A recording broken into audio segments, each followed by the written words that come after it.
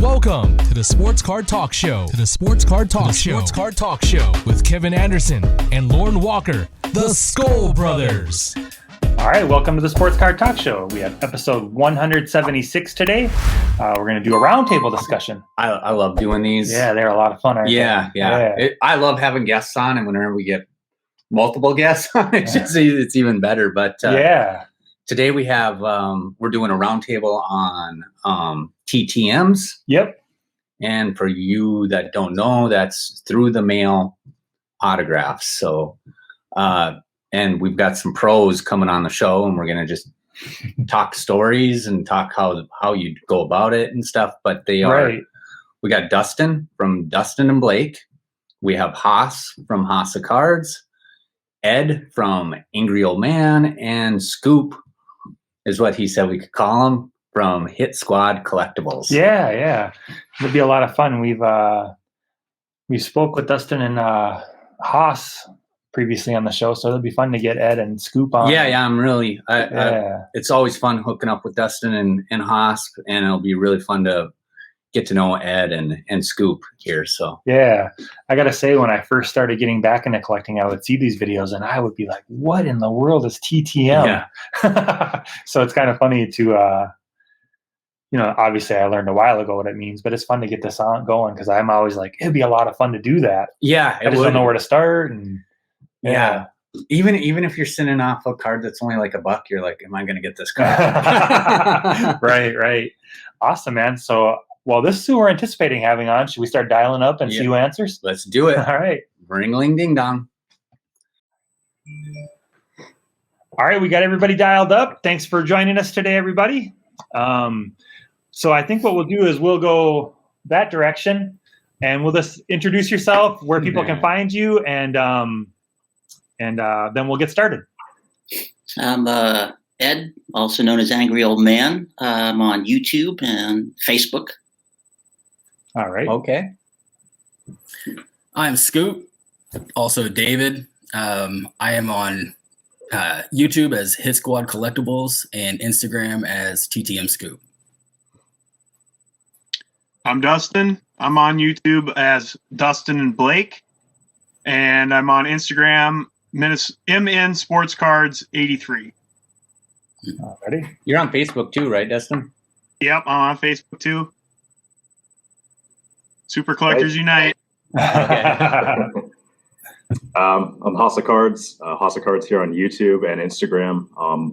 At of Haas on Twitter. But I don't check Twitter very often, so mainly IG and YouTube for sure. Good deal.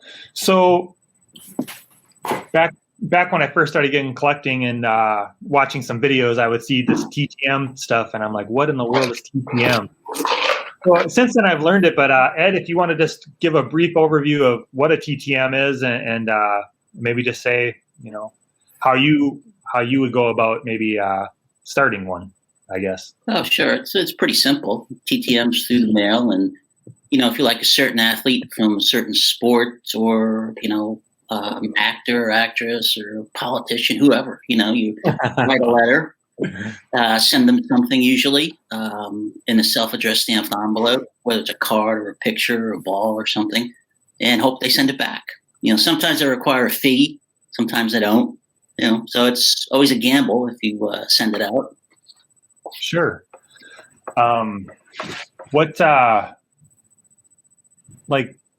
I guess, where do you find that kind of information? Like, where do you send stuff to? I suppose you can Google it.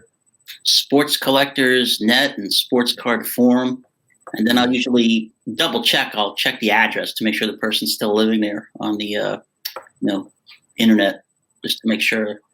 Sometimes they move and they don't tell you that. How long have you been doing it, Ed? Oh, I started back in the 80s, I guess, when I was a little kid. Started doing it, writing teams and players, and back then I didn't send out any self-addressed stamped envelopes, so it's just like, I hope they send me something back. Oh, okay. Have you always done it with a break? Yeah, there was a time, I'd say about 15 years ago, I took a break. And just got back into it like last year. Oh, okay. How about you, Scoop? How long have you been doing the through the mail? For about a year. I started like April, May, around the same time of the quarantine last year. Same time as everybody, pretty much, getting back into the hobby. Sure. I did it when I was a kid as well, though.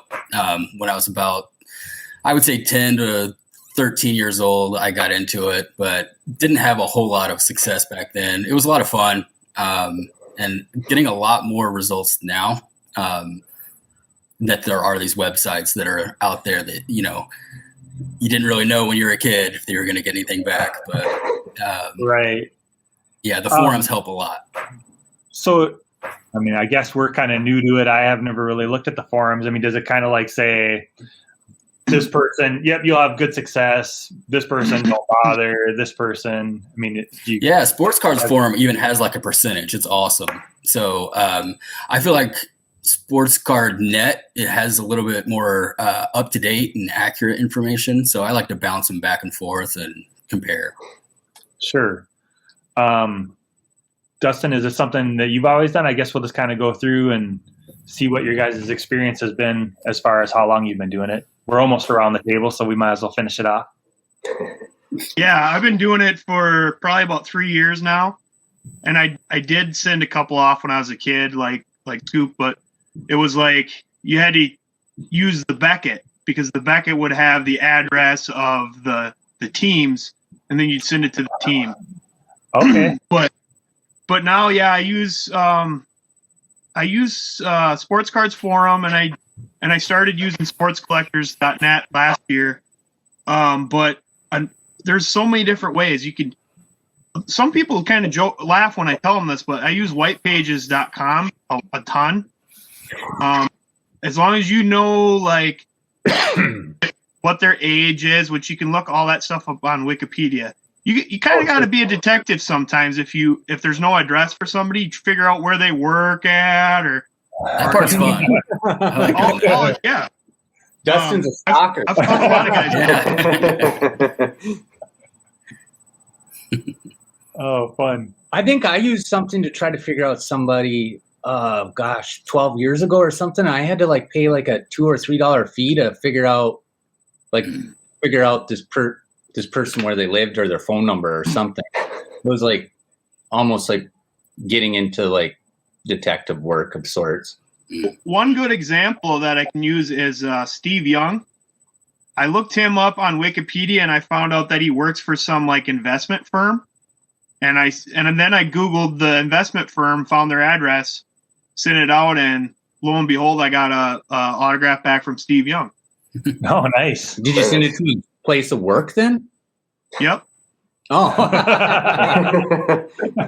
about you, Haas? How long have you been going at this TTM thing?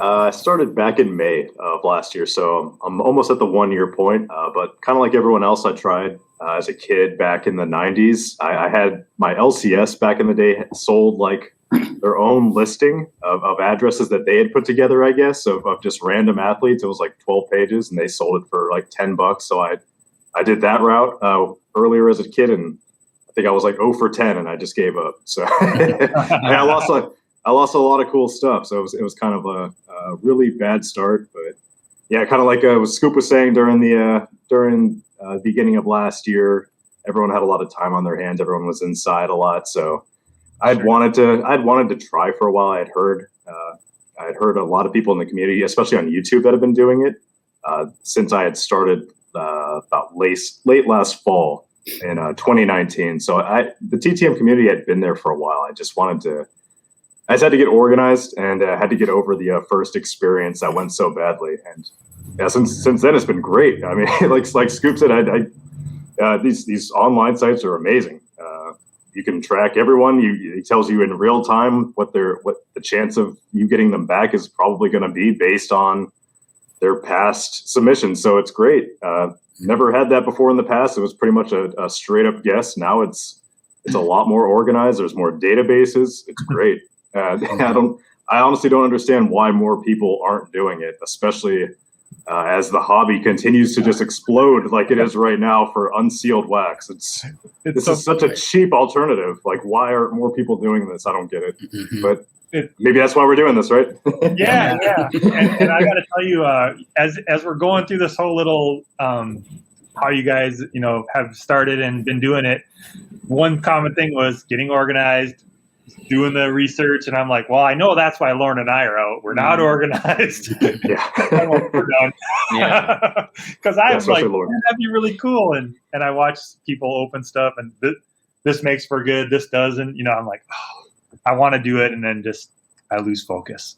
Yep. So whenever you send a card out, Ed, do you put a nice little note in there, or do you just? Oh yeah, I always handwrite a note. I do about a page usually, and put it in there. So, I say something that if I really know the player, what memory I had of them, or if I really don't, I say, well, I like players from this particular decade or this team, that way. But it always helps to write it out, because then it seems more personable, as opposed to just, sending like a form letter you type out. Yeah. None of you guys say, can you sign this for me because I want to flip it on eBay? It happens. People do it. Oh yeah. I mean, in my note, I always. Sorry. No, go ahead. I was going to say, in my note, I always make sure to mention that it's for my personal collection, so that stands out. Yep. Yeah. Same here. I do the same thing, and I I handwrite as well, especially with the probably the more vintage players. They seem to really appreciate the handwritten. They're old school. They like the older stuff. Why not? The modern players don't seem to care as much, I think. The people that charge or ask for donations don't seem to. I don't even know if they read my letters half the time. Right. But the players from the 60s and 70s, they seem to really appreciate it the most. From my experiences, at least so far, I've seen them really appreciate it. I type almost all right now. And I started out handwriting, and then I gradually said screw it, and I haven't noticed any difference in my success rate. If it's one that's really personally special to me, I'll handwrite a letter. But for the most part, I have a template, and I'll go in and change the name. I'll add one or two sentences that may be specific to that player. Print it out, hand sign it, good to go. I'd be afraid they wouldn't be able to read my writing, so I'm thinking I really would have to. Because I'm looking at some of the notes I made, I'm like, what did I say there? What did I write? Kevin always tells me, Lauren, you want to write the note because your handwriting's better. When I have to decipher Kevin, I'm like, is that this? What is it? So I think, Dustin, you mentioned you had a couple questions, and then I kind of wanted to go into some of your experiences, but maybe you could start off with, you said you had a couple things maybe to bring up. Well, I mean, I guess I was thinking that everybody would be a more seasoned TTMers, but my question was, last year, like I said, I've been doing this for a few years. Ed's been doing it for a while. Last year, with COVID, the private signing through the mail really started to get popular. There's groups dedicated to it on Facebook. So private signing basically is a TTM, but you're sending it to a third party, and then the third party is either sending it in the mail or dealing with the person in person, and you're paying for it, and then you're getting your stuff back. It's more of a guaranteed TTM. You get a what is that called? A certification then of it, or with some of the bigger players, it comes with it. Sometimes they offer it. Sometimes, like, I'm usually sending off to a guy that costs $10 and they aren't certing it, which is fine. Right. But anyways, I guess not really a question, but my concern is that with the growing popularity of the private signings, that guys are going to see, well, I can get paid to do this, and then quit signing for free TTM. I don't know what anybody else has any thoughts on that or not. Yeah, I've seen a lot of the Pass Pros website that's gaining popularity. There's like for set builders, there's a lot of these players who are just kind of like middle of the road who are, charging $10 to $15. And I feel like they're doing exactly what you're saying, taking advantage of that market where they're like, well, why am I doing this for free when I can get paid? The demand's there. Yep. Right. Yep. I've seen the same thing. I mean, every month it feels like we lose someone, just anyone really, to the donation fee game or someone that just starts charging out of nowhere, right? And it can be anyone. It can be a Hall of Famer. It can be just, you name it. It just happens, it seems like every week. I don't know. Go ahead. Some of that's to do with what we said earlier about people listening to them on eBay left and right. Yep, Yeah. That too. And then some people I think just want to be left alone, right? Some people I've seen just charge like insane amounts, and they know that's too much, right? Like they can tell, like $25 for someone that was in the league for like 3 years or something. Like it happens like that too sometimes. Some guys just want to be left alone. So be it. Right. I'll pay for some guys. It's kind of a individual case by case, I think, for the person that's sending out TTMs. Just how badly you want that player, right? Like I think Carlton Fisk is really expensive, but some people don't mind his asking fee. They love it because they think they really followed him. They grew up watching people like that. So, so each their own. If they can afford, everyone's in a different situation too. So, yeah. Right. Some work out for me, some don't. And one point about Carlton Fisk, I agree that he is a little bit steep, but at least his goes to cancer research. So like you're sending a check straight to cancer research. So it's more of like it's a true donation, Very true. That's a great point, Scoop. Yeah. Is it getting, I think I don't want to be mistaken, but I think Haas, you mentioned that one player you were going to try and get, you just ended up just going to buy a Panini National Treasures or something for cheaper than what the person was charging. You're like, well, I guess I'll just get the auto this way. Am I mistaken? Kenny Lofton. Yeah, I picked up Kenny Lofton's autograph off of eBay. It was on card out of 15. I got it for $25. Yeah, shipped, and he charges 50. And that's a guy that I feel like is asking too much. I don't know if he wants to be left alone. I think that's just Kenny Lofton, man. That's just him. Growing up watching him, he always had a big personality. So that's him. Has anybody else ran into that where you're like, well, I can just go pick up, a card off eBay for less than what they're charging? Has anybody else run into that? I'll sometimes, I'm the Twins. I have the Twins project going. I'm trying to get an autograph of every Twins player that ever played for the Twins. Oh. Yep. And so that's one of the main reasons why I'm on the private signings, because I'm looking for these hard to find guys. Yeah. And it's kind of worked as a guide, though. They'll pop up, oh, hey, he played for the Twins for 1 year and he wants $10-15. And then I'll go on eBay and see if I can find it for cheaper. Mm-hmm. Now, Gotcha. a lot of times, see, autograph collecting is a lot different from just collecting regular cards, because the values and the prices are contingent upon the rarity of the autograph. Sure. But more so than how good the player was. So maybe Ruben Sierra, he only had one Twins card. He only played for 20 games or something as a Twin. There's no way I'm getting it without sending it in a private signing, because how many people got that one card autographed and now listed it on eBay? Right. There's other guys that died very young, may have not been stars or whatever. Maybe they barely, just had a cup of coffee. There's a guy from the Twins. His name is Herman Hill, I think. He died. He drowned in the Caribbean Sea at the age of like 25.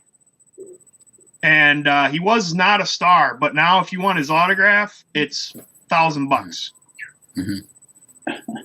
Wow. You had posted on Instagram like the Washington Senators manager. Is that right? I probably. Well, it was like this guy must have passed away. And I'm like thinking you must pick that one off eBay or something like that. Like you didn't send that one through the mail, I'm guessing. No. Like do you guys also collect cards that do you guys just straight up TTM, or will you buy cards that somebody else had TTM'd and they got them listed on eBay or what other sites? Ed? I mostly just eBay. I mean, I try to stay with a seller I know, that I've used before, and not somebody that I haven't really used or has low, feedback. But that's the main one I stay on. All right. You, Scoop, will you pick up cards that somebody else has done the work for? Oh yeah. Yeah. I'm collecting the Studio 91 set, so I've picked up several on eBay. Fun. It's because they're either not signing anymore or they're harder to get and they're not too expensive. So if they're, under $10, I feel like that's not unrealistic. Is there different sites available? Because, like we're talking sports collectors but for some of the other ones that you guys are talking about, actors and politicians, is it just doing the legwork? And I suppose a politician, you could send it to their campaign address or whatever. StarTiger.com. Yeah. Yeah. Yeah. All the websites still have them. What was that again? I said all the websites still have non-sports addresses as well. So SCF and sports collectors, they also have non-athletes as well addresses listed. So it's not just sports; it's all encompassing. Oh, it's all okay. I just took the sports, but it's primarily focused on sports. Yes, gotcha. But Star Tiger, they have more actors and actresses, things like that, than the other side. Wow, we're gonna have like we're gonna put the links in there. We better, we're gonna have to hit you guys up after this. Yeah, we like to put the links in the descriptions in case anybody wants to check this stuff out. Definitely. Yeah. I'm sorry, were you about to say something? I thought I was interrupting you. Just a couple things that I had no idea Ruben Sierra actually had a cup of coffee with the twins. That's funny. I really liked Ruben Sierra when I was a teenage boy, when he was with the Rangers and stuff. So that was I thought that was kind of cool. Do you how do I say it? Do you like to have open the card that you send to somebody, or do you just buy stuff off eBay, or is it kind of a little bit more like, I'm trying to picture, like, I feel like this would be more of a personal thing. Like, I would like to pull the card, I would like to send that card, and hopefully that one comes back if I was doing it personally. I mean, or does it like not really matter? Or do you have like certain cards that you really like these ones lend well to autographs? Or to me, it doesn't really matter. Yeah. Okay. If I feel like I need somebody's autograph and I don't have a good enough card, I'll just go on eBay or Sport Lots or whatever and get a. Sure. I have sent pack pulled stuff, but I mean, I'd say the majority of them are not. Oh, okay. Is there a certain card style or type that you like to sign better? I'm guessing like the glossy ones are kind of out, or the shiny stuff, you probably want more of the paper. And Ed? I like the old school cards because they're easier. You got to prep. The old school ones I can just send out from like the 70s and 80s, just pop them in the mail and they come back usually pretty good, whether they're marker or pen. Okay. Some guys sign pen, that's fine, but the newer ones you got to prep better. Oh, okay. Put like baby powder on it, or that's what I do. Oh, really? Yeah, I've been doing the baby powder lately too, because the eraser failed me too many times, so I'm back to the baby powder. What does a baby powder do to the card?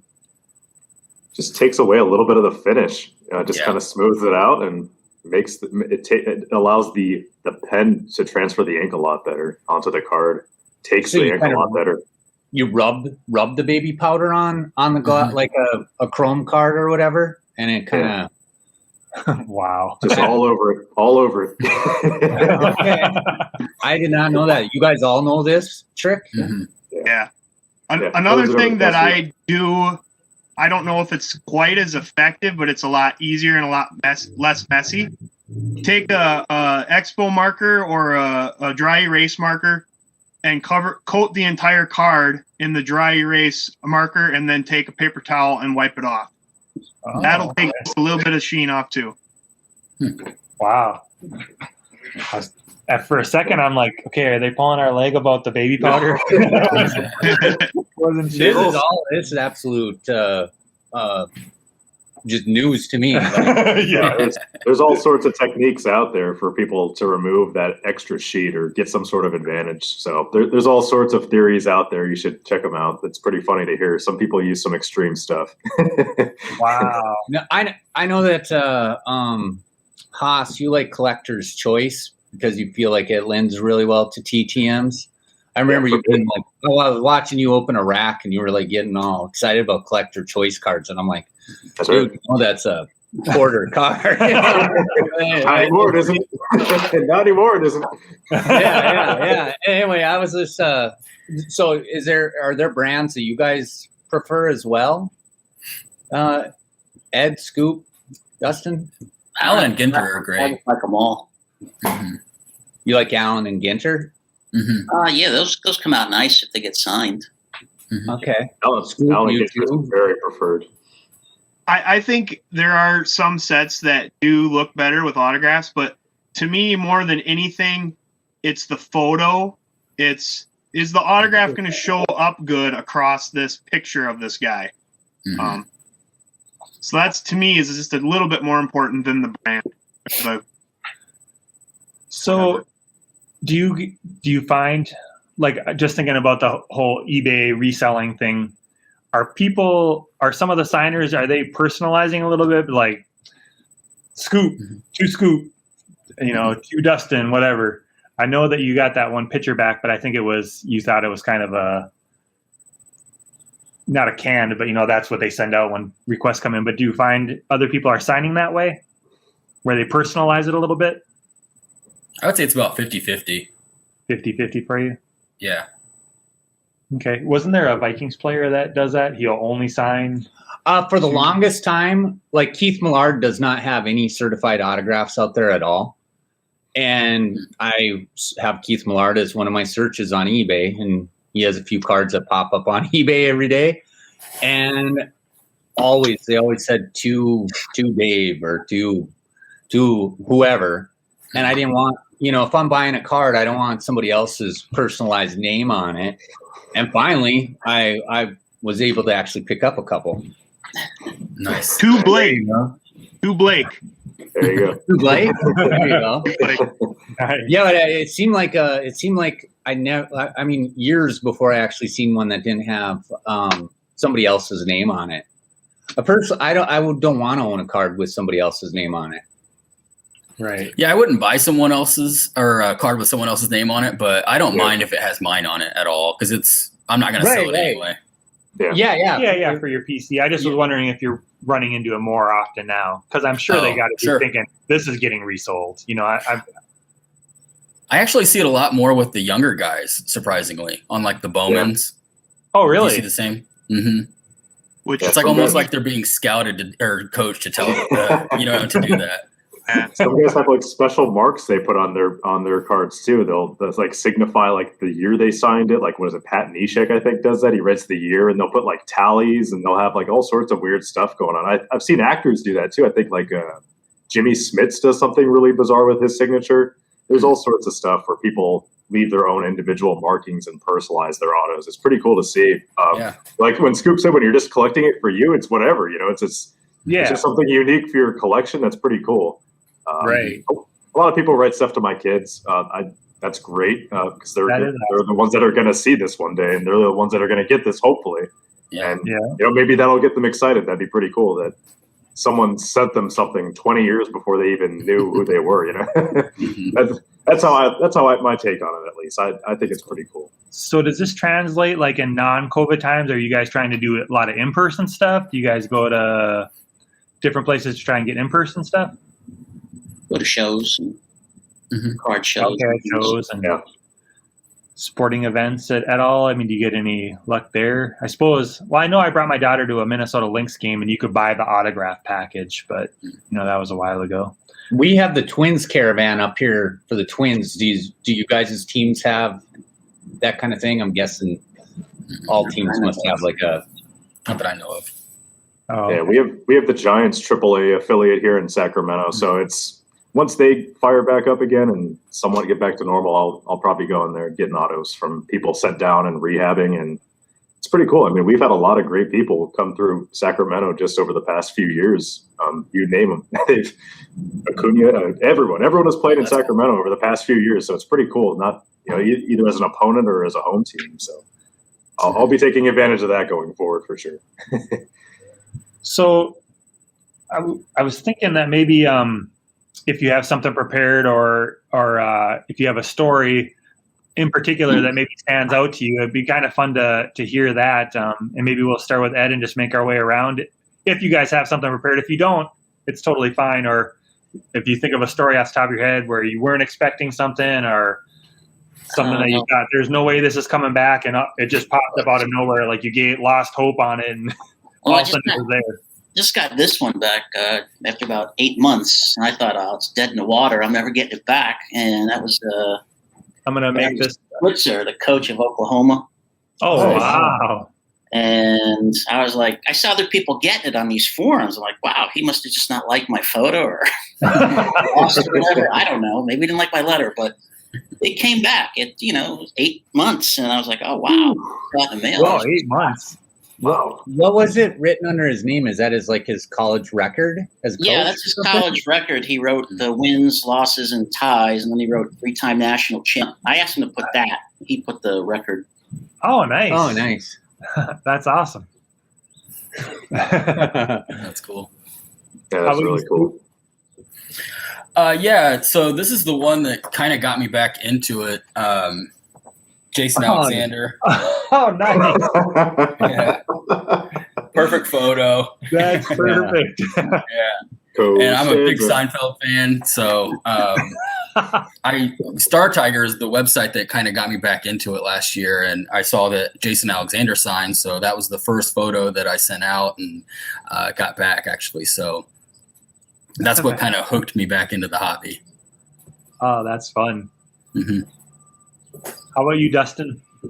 Well, I got this one here that I haven't shown yet. You haven't shown it? Okay. I haven't shown. I just got it back the other day. And this guy normally charges a pretty big fee. But I did not send him a big fee. I wrote him a very nice letter and included a small donation. And he signed his rookie card. Oh, wow. Nice. Oh, nice. With a Hall of Fame 86 inscription. That's sweet. Nice, Very man. nice. Dude, I feel like you told me the other day that you didn't think you were going to get that card back. Right. In between today and then, it came. So That was literally nice. just like That's a couple funny. days ago, I feel like, or 2 days ago. Well, I figured, I'm like, I was worried that I was going to lose that rookie card. But Yeah. I thought if he doesn't sign it, he'll just send it back to me. That's what my thinking was. I don't know why, but I'm glad he got sent back. Right, it paid off. Yeah. That looks awesome. Yeah, those things ain't cheap. I think. just as a raw card, and that one looked like it was in pretty decent shape too. Those posts. Yeah, some people don't cut them off the box very well. No, they can be pretty rough sometimes. Those posts right off the box. Yeah. They're brutally cut sometimes. Some 8-year-old kid cut it out with a left-handed scissors. Yeah. Back 60 years ago.